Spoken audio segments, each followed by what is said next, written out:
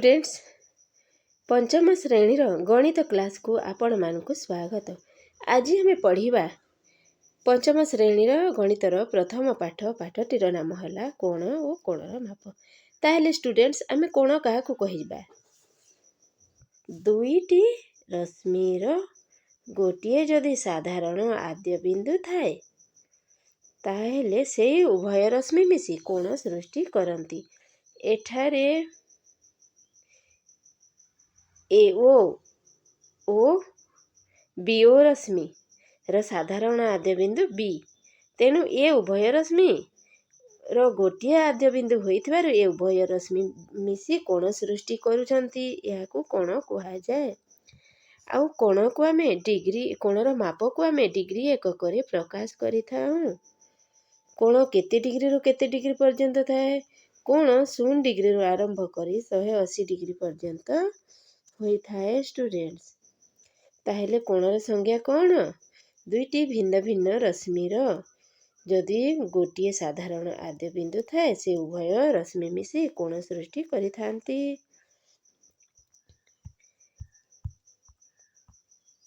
तापरे आमे देखिबा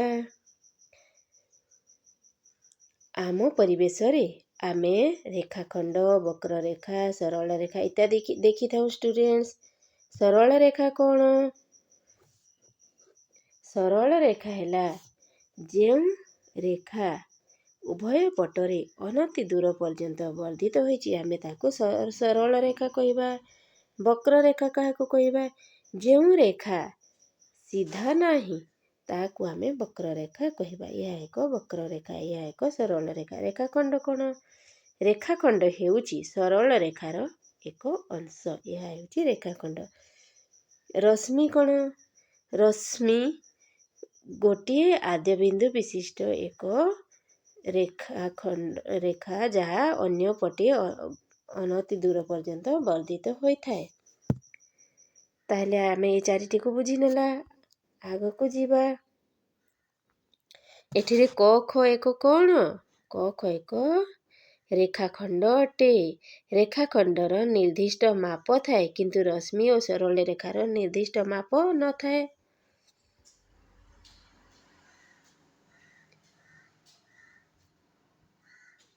आमे माप कला बेले स्केल को केउठी पकेबा आमे 0 रे स्केल रो बिंदु को आमे रेखाखंडर आद्य बिंदुर 0 आद्य बिंदु सहित मिलित करी माप करि थाउ। तापरे आमे नेक्स्ट आसीबा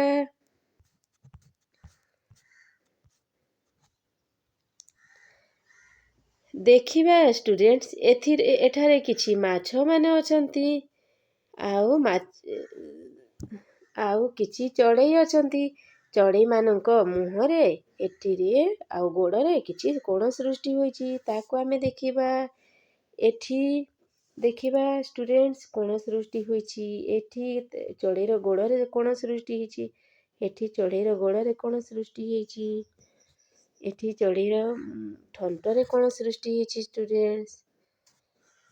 ताहेले आमे आम परिवेश रे अनेक स्थान रे कोण देखि थाउ।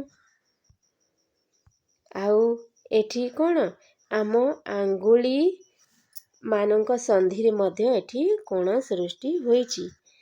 ताहले स्टूडेंट्स आमे एही आंगुली रे देखुछु केतोटी कोण बड़ अछि केतोटी कोण छोट अछि। ताहले ए छोट बड़ कोण माने कोण छोट बड़ कोण अनुसार कोण 3 प्रकारर कोण कोण स्टूडेंट्स सूक्ष्म कोण समकोण और स्थूल कोण। कोणर साइज हिसाब रे कोण 3 प्रकारर सूक्ष्म कोण समकोण और स्थूल कोण। आमे किपरि एमान को चिन्हिबा स्टूडेंट्स सूक्ष्म कोण समकोण और स्थूल कोण को आमे किपरि चिन्हिबा। आमे एठारे किछि वर्गाकृतिर खंडे कागज नेला। यहा को आमे समान 2 भाग रे भांगी देला। तापरे यहा को आउरी 2 भाग करी गोटे पट को आउरी छोट आकार रे भांगी देला। तापरे आमे कौन देखिला जी एठी देखो स्टूडेंट्स एठी कोण सृष्टि हेची ए वर्गाकार क्षेत्र रे चारिटी कोण सृष्टि हेची यह कि प्रकार कोण एठिरे आमे देखुछु ए प्रकार कोण को आमे समकोण कहबा आउ केउटी समकोण अछि ए वर्ग क्षेत्र रे मध्य समकोण अछि चारोटी समकोण अछि एठी मध्य चारोटी समकोण अछि एथारे थिबा तल वर्ग क्षेत्र रे चारोटी समकोण अछि किंतु एठारे कोण हेची एठारे एटा गोटे समकोण किंतु आ एठी दुईटी सूक्ष्मकोण अछंती ताहेले समकोण सूक्ष्मकोण को चिन्हिले स्टूडेंट्स स्थूल कोण काहाको कहबा समकोण रु आहुरी बड़ होइतबा कोण को आमे स्थूल कोण कहिथाउ जेउ कोण 90 डिग्री रु अधिक होइथाय ताहाको आमे स्थूल कोण कहिथाउ एठी आसीबा स्टूडेंट्स एठिरे चढ़ेईर चित्र अंकन करा जाईची एठारे मध्य आमे अनेक प्रकारर कोण देखिबा एटा एक कि कोण सूक्ष्म कोण यह 90 डिग्री रु कम निश्चय हेबो एटा कि कोण स्टूडेंट्स यह स्थूल कोण हेबो स्टूडेंट्स एटा मध्य सूक्ष्म कोण एटा मध्य सूक्ष्म कोण एही चित्र मानकरे अनेक सूक्ष्म कोण अछंती स्थूल कोण मध्य अछंती यह स्थूल कोण यह कि कोण स्टूडेंट्स यह हेउची समकोण यह 90 डिग्री हेबो 90 डिग्री रु कम हेतबा कोण को सूक्ष्म कोण 90 डिग्री हेतबा कोण को समकोण और 90 डिग्री रु अधिक हेतबा कोण को स्थूल कोण कहा जाए ताहले आमे कोण मानन को चिन्हि नेले स्टूडेंट्स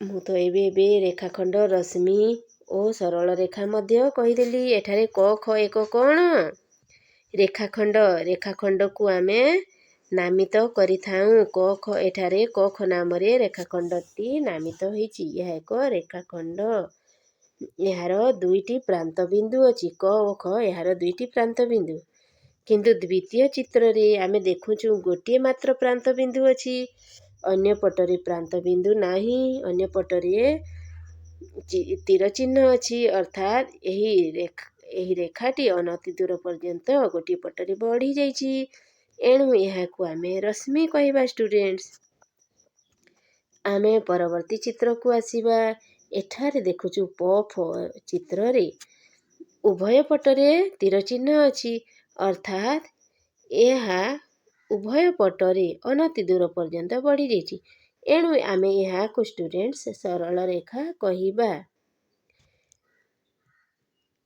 तापरे आमे तल को आसीबा तलरे कोण अछि क ग रश्मि ओ क ख रश्मि दुईटी रश्मि र गोटे साधारण मूल बिंदु अछि सेटा हैला क तेणु आमे क को क ख क ग एक कोण सृष्टि हेची दुईटी रश्मि र गोटे आद्य बिंदु थिबारु आउ से रश्मि दुईटी अन्य अन्य होइथिबारु एमाने कोण सृष्टि करिसंती आउ एठारे क बिंदु हेउची कोणर शीर्ष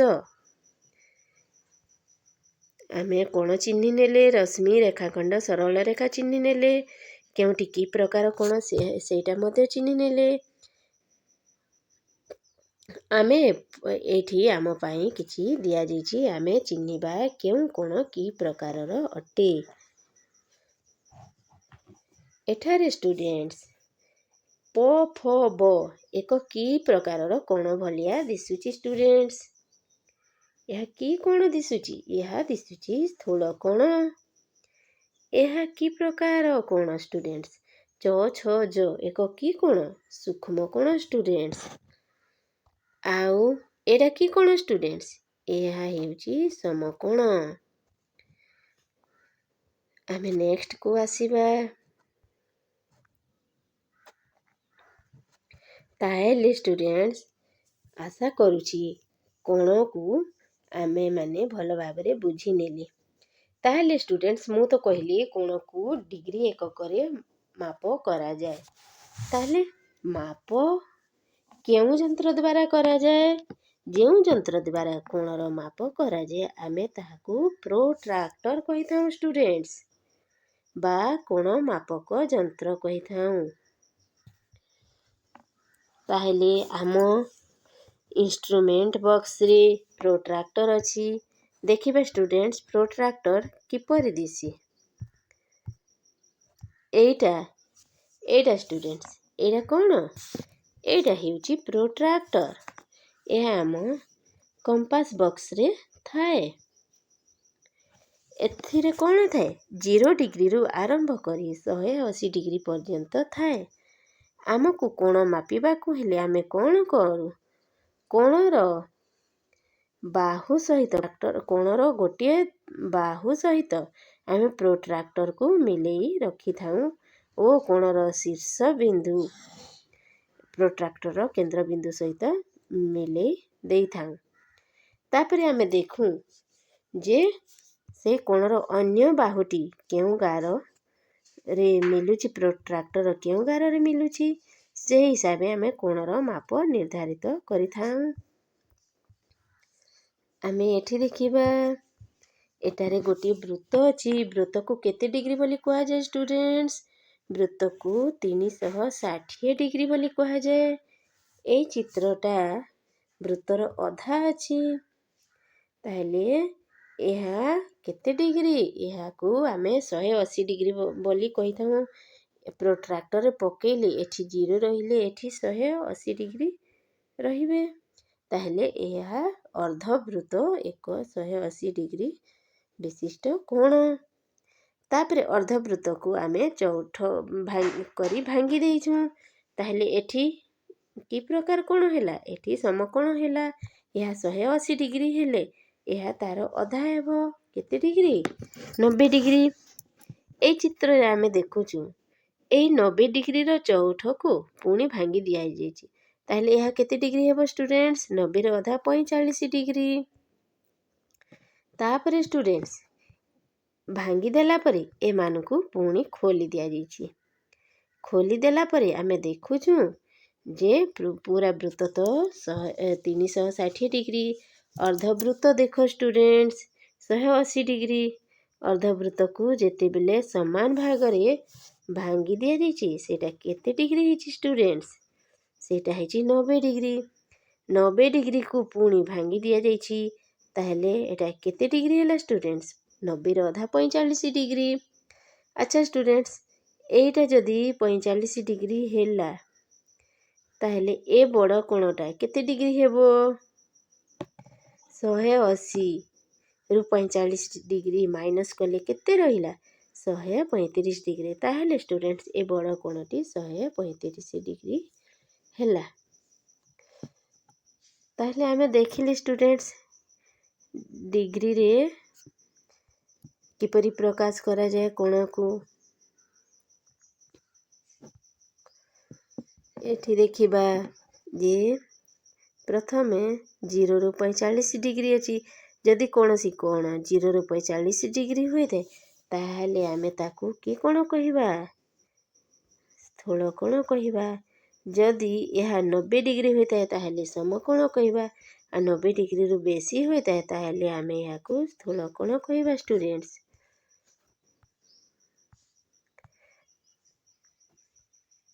ତାହେଲେ କୋଣକୁ ପ୍ରୋଟ୍ରାକ୍ଟର ଦ୍ୱାରା କିପରି ମାପ କରାଯାଏ ତାହା ତ ଆପଣମାନେ ଶିଖିଗଲେ ଷ୍ଟୁଡେଣ୍ଟସ୍। ଏହାକୁ ନିଶ୍ଚୟ ଅଭ୍ୟାସ କରିବେ। ଆମେ ନେକ୍ସଟ ଆସିବା। ଆମକୁ ଯଦି କୁହାଯାଇଥାଏ ଯେ 45 ଡିଗ୍ରୀ କି ଅନ୍ୟ କୌଣସି ଡିଗ୍ରୀ ଅଙ୍କନ କର, ଆମେ କ'ଣ କରିବା? ଆମେ ଗୋଟିଏ ବାହୁ ନେବା ବା ଗୋଟିଏ ରଶ୍ମି ନେବା ଆଉ ପ୍ରୋଟ୍ରାକ୍ଟରକୁ ଏଠାରେ ଥିବା ପ୍ରୋଟ୍ରାକ୍ଟର କେନ୍ଦ୍ରବିନ୍ଦୁକୁ ଏଠାରେ ଥିବା କ ବିନ୍ଦୁ ସହିତ ମିଳେଇକରି ରଖିବା। ତାପରେ ଆମକୁ ଯଦି 45 ଡିଗ୍ରୀ ଦରକାର, ପ୍ରୋଟ୍ରାକ୍ଟରରେ ଥିବା 45 ଡିଗ୍ରୀକୁ ଆମେ ଏପରି ଖୋଜି ଡଟ୍ରେ ଚିହ୍ନ ଦେବା। तापरे आमे ए बिंदु आउ ए बिंदु को मिले देबा। यह है आमर 45 डिग्री कोण जहाँ आमे प्रोट्राक्टर साहाय्य अंकन कले। जदि आमको स्टूडेंट्स 30 डिग्री कहिथिबो ताहले कोण करबा? एपरी गोटे रश्मि अंकन करबा। यार क बिंदु को आमे प्रोट्राक्टर केंद्र बिंदु सहित मिले करी रखिबा। तापरे आमे एथिरे प्रोट्राक्टर थिबा 30 डिग्री को चिन्हट करबा पेंसिल साहाय्य आउ आमे ताकू क बिंदु सहित मिलेकी गार अंकन करबा। यह है आम 30 डिग्री कोण। एपरी भाबरे आमे भिन्न भिन्न डिग्री रो कोण प्रोट्राक्टर साहाय्य अंकन करी पारिबा स्टूडेंट्स। तापरे आमे आसिले अभ्यास को स्टूडेंट्स। तले दिया जाइथिबा प्रत्येक कोणरे तुम मन पसंदर चित्र अंकन कर। यह केउ प्रकारर कोण लेख। एटा स्टूडेंट्स प्रथम चित्र रे एटा की कोण हेबो? देखो एठिरे रेखाटी भूमि सहित लागी करी अछि, भूमि सहित समान भाबरे अछि आउ गछटी सीधा ठिया हेछि। ताहले एटा की कोण? एटा हैला समकोण। एटा की कोण स्टूडेंट्स? यह समकोण रु कम हेबो, तेणु यह हेबो सूक्ष्म कोण। एटा मध्य तृतीय चित्र रे मध्य कोण अछि स्टूडेंट्स? तृतीय चित्र रे मध्य सूक्ष्म कोण अछि। एठी कोण अछि स्टूडेंट्स? यह समकोण रु बड़ दिसुछि, तेणु यह हेबो स्थूल कोण। यह की कोण? स्थूल कोण। आउ पंचम और षष्ठ चित्र एमाने की कोण हेबे स्टूडेंट्स? एमाने सूक्ष्म कोण हेबे। ताहले आमर प्रथम अभ्यास सरी जिछि। आमे अभ्यासर नंबर 2 को आसीबा। एठी किछि छुआ माने व्यायाम करूछंती। तांको बॉडी रो भंगी अनुसार किछि कोण सृष्टि हिछि। प्रथम चित्र थिबा छुआ केउ प्रकार कोण सृष्टि करिछि? केउ प्रकार? एहार गोड़ भूमि सहित समांतर भावरे अछि आउ शरीरटा सीधा ठिया हेछि। ताहेले एहा की कोण? समकोण। एठी की कोण? एहा समकोण हेबो ना? समकोण रु कम हेबो। उभय पटेरे समकोण रु कम कम थिबारु एहा की कोण? सूक्ष्म कोण। एठी छुआर हाथ भंगीरे की कोण सृष्टि हिछि? यह 90 डिग्री रु बेसी जणा पडुछि, तेणु यह स्थूल कोण। चतुर्थ चित्र रे की कोण अछि स्टूडेंट्स? चतुर्थ चित्र रे देखिबा छुआर मुंड आउ हाथ द्वारा जे कोण सृष्टि हिछि तेहा सूक्ष्म कोण। यह 90 डिग्री रु कम हेबो, किंतु पेटरे केउ कोण सृष्टि हिछि स्टूडेंट्स? देखो पेटरे तार केते 180 डिग्री सृष्टि हेछि ना। यह केते डिग्री हेबो? यह स्थूल कोण हेबो। ताहले 2 नंबर प्रश्न सरीगला। आमे तृतीय प्रश्न को आसीबा। समान मापर केते गुड़िए काठिन्य तीनोटी काठी को जोड़ी त्रिभुजाकृति प्रस्तुत कर। आमे समान मापर काठी नहीं ताहाकु आमे त्रिभुजाकृति करबा। त्रिभुज काहाकु कहा जाय स्टूडेंट्स? एई परिचित्र को आमे त्रिभुज कहिताम। एहार तीनोटी बाहु थाए, तीनोटी कोण थाए और तीनोटी शीर्ष थाए। तापरे चतुर्भुज कोण? जेउ क्षेत्रर चारोटी बाहु थाए, चारोटी शीर्ष थाए और चारोटी कोण थाए, आमे ताकू चतुर्भुज कहिताम। पंचभुज कोण? जेउ चित्रर 5टी बाहु, 5टी कोण और 5टी शीर्ष थाए ताकू आमे पंचभुज कहिताउ। सेहीपरि षटभुज और सप्तभुज मध्य सेहीपरि हेबे। आमे क्वेश्चन नंबर 4 को आसीबा। तले केते गुड़िए कोणर माप दिया जिछि, सेगुड़िक मध्यरु जेउ गुड़िक स्थूल कोण ता चारिपटे त्रिभुज, सूक्ष्म कोण चारिपटे गोल और समकोण चारिपटे वर्ग क्षेत्र आमे चिन्ह लगी देबा। ତାହେଲେ ପ୍ରଥମରେ ଅଛି 22 डिग्री 22 डिग्री କି କ'ଣ ହେବ 90ରୁ କମ୍ ତାହେଲେ ଏହା କ'ଣ ହେବ ସୂକ୍ଷ୍ମ କୋଣ ହେବ ସୂକ୍ଷ୍ମ କୋଣ ଚାରିପଟେ କି ଚିତ୍ର ସୂକ୍ଷ୍ମ କୋଣ ଚାରିପଟେ ବୃତ୍ତ ଚିତ୍ର 30 डिग्री ମଧ୍ୟ ସୂକ୍ଷ୍ମ କୋଣ ହେବ ଏଥିରେ ମଧ୍ୟ ବୃତ୍ତ ଚିତ୍ର ଦେବା ତାପରେ 94 डिग्री ଏହା 90 डिग्रीରୁ ଅଧିକ ଏହା ଚାରିପଟେ କି କ୍ଷେତ୍ର ଦେବା ଏହା ଚାରିପଟେ ଆମେ ବର୍ଗ ଚିତ୍ରକୁ ରଖିବା ତାପରେ 90 डिग्री 90 डिग्री ମଧ୍ୟ ସମକୋଣ ଏହା ଚାରିପଟେ ମଧ୍ୟ ବର୍ଗ ଚିତ୍ର ରଖିବା 89 डिग्रीଟି 90ରୁ କମ୍ ତେଣୁ ଏହା କି କୋଣ ଏହା ସୂକ୍ଷ୍ମ କୋଣ ହେଲା 124 डिग्री ଏହା କି କୋଣ ଏହା ସ୍ଥୂଳ କୋଣ ହେଲା କିପରି ଚିତ୍ର ହେବ ଏଥିରେ ତ୍ରିଭୁଜ 15 डिग्री କେତେ ସୂକ୍ଷ୍ମ କୋଣ ବୃତ୍ତ ଚିତ୍ର 43 डिग्री ମଧ୍ୟ ବୃତ୍ତ ହେବ ସୂକ୍ଷ୍ମ କୋଣ ହୋଇଥିବାରୁ 91 डिग्री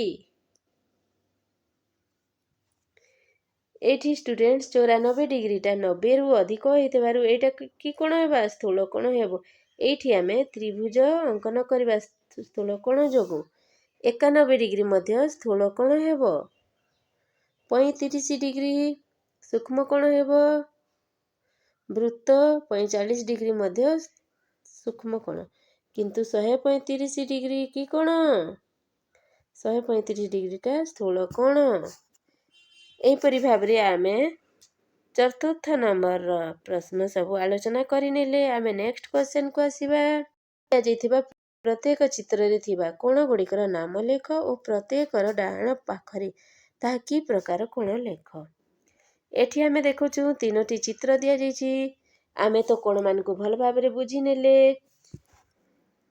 ତାହେଲେ ଏହା କି ପ୍ରକାରର କୋଣମାନେ ଯେ ଆମେ ଲେଖିବା ଆଉ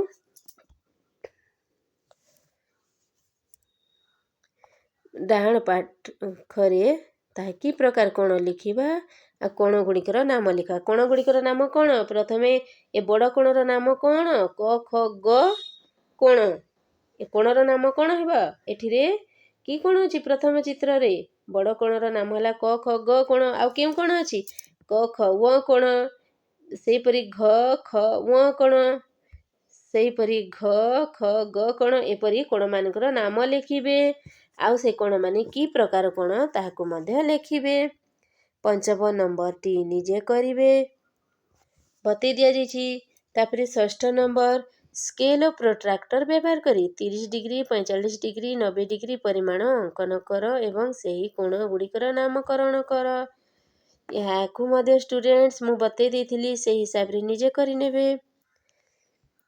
7 ନମ୍ବରରେ କ'ଣ ଅଛି ଟ୍ରାଫିକ ପୁଲିସର ଛବି ଅଛି ଏଠିରେ ଏହାକୁ ଦେଖି ଆମେ ପ୍ରଶ୍ନର ଉତ୍ତର ଦେବା ବାମ ହାତଟି କେଉଁ ପ୍ରକାର କୋଣ ଉତ୍ପନ୍ନ କରୁଥିବାର ଦେଖୁଛୁ ଏଟା ବାମ ହାତରେ ଟ୍ରାଫିକ ପୁଲିସର ବାମ ହାତ ଯୋଗୁଁ କି କୋଣ ସୃଷ୍ଟି ହେଇଛି ଏଥିରେ ସମକୋଣ ହେଇଛି ନା ଏଠିରେ ସମକୋଣ ହେଇଛି ଡାହାଣ ହାତ ଦେହ ସହ ସମାନ କରି ଏଠାରେ ମଧ୍ୟ ସମକୋଣ ସୃଷ୍ଟି ହୋଇଛି ଷ୍ଟୁଡେଣ୍ଟସ୍ ଏଠାରେ ମଧ୍ୟ ସମକୋଣ ସୃଷ୍ଟି ହେଇଛି ଏଠାରେ ମଧ୍ୟ ସମକୋଣ ସୃଷ୍ଟି ହେଇଛି ତାହେଲେ ଷ୍ଟୁଡେଣ୍ଟସ୍ ଆଜିର ଗଣିତ ପାଠର ପ୍ରଥମ ବିଷୟ ଥିଲା କୋଣ ଓ କୋଣର ମାପ ଏହାକୁ ଆମେ ଭଲ ଭାବରେ ଆଲୋଚନା କଲେ ପ୍ରଶ୍ନର ସବୁ ଡିସ୍କସ୍ କଲେ ସବୁ ପ୍ରଶ୍ନର ଉତ୍ତର ଆମେ ଦେଲେ ଆଉ ଆଜିର ପାଠକୁ ଆମେ ଏଇଠି ରଖିବା ଆପଣମାନେ ଏହାକୁ ଆହୁରି ଥରେ ପ୍ରାକ୍ଟିସ୍ କରିନେବେ ଷ୍ଟୁଡେଣ୍ଟସ୍